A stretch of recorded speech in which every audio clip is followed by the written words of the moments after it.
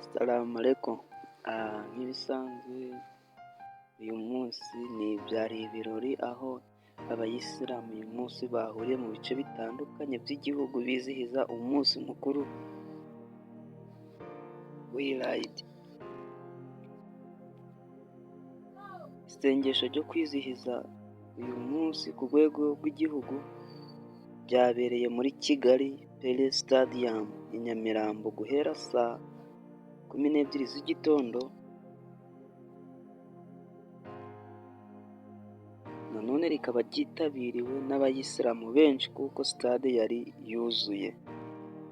Uyu munsi benshi bakunda kwita Eid ubanzirizwa n'isengesho rikurikirwa n'igikorwa cyo kubaga amatungo atangwamo ibitambo, agahabwa abatishoboye n'ibindi bikorwa bigamije gusangira n'abandi.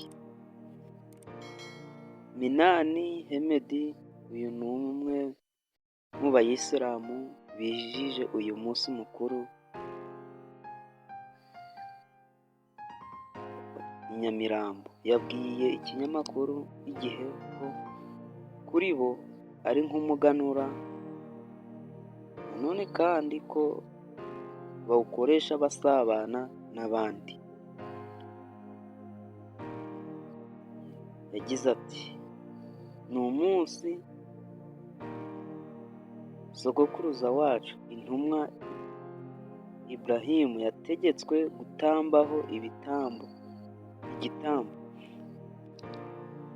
Agiye gutanga umwana we aza guhabwa intama aba ariyo atanga. Abayisilamu rero aho bari basabwa kuza kubaga bahereye ku matungo magufi, ihene cyangwa intama, n'inka cyangwa ingamiya.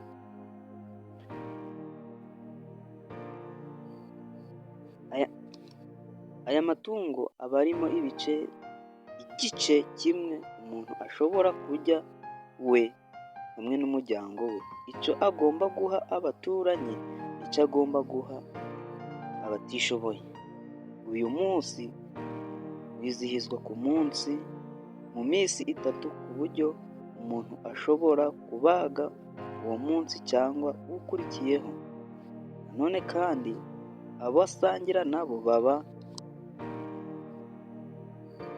ari abaturanyi, ntarobanura ku myemerere cyangwa idini abarizwamo.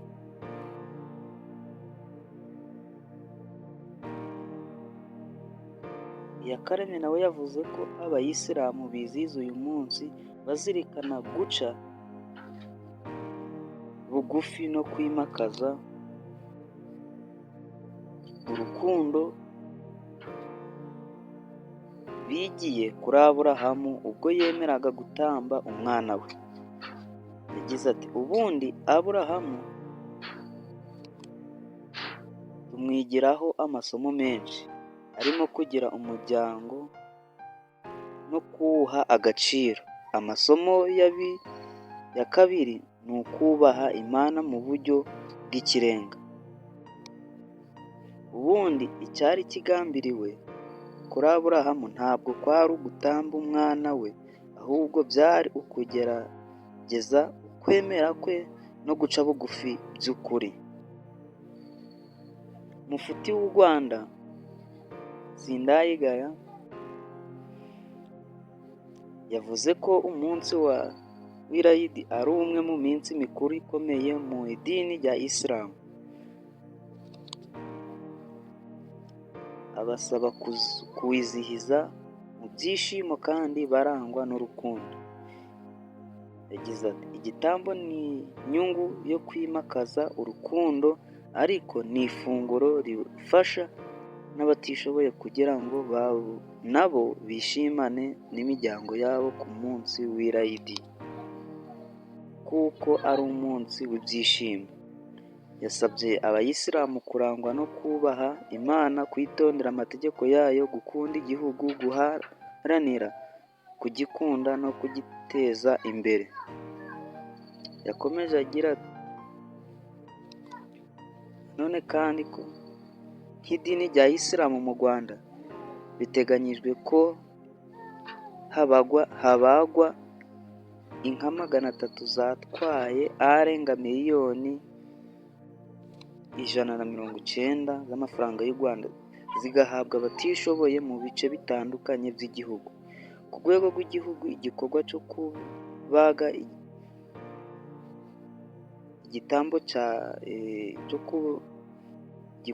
kubaga igitambo cyabereye mu karere ka Bugesera ku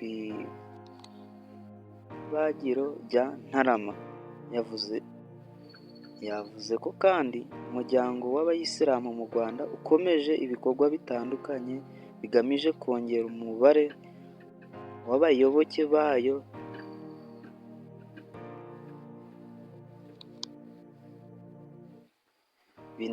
bigaragara ko ukiri muto. Ngayo nguko iby'uwo munsi. Nanone nkwibutsa ko gukora subscribe ni ingenzi. Nyabuna niba ushaka ko amakuru nk'aya atajya agucika, kora subscribe, uba waguye umurimo w'Imana imbere. Tuzahure muri video y'ubutaha.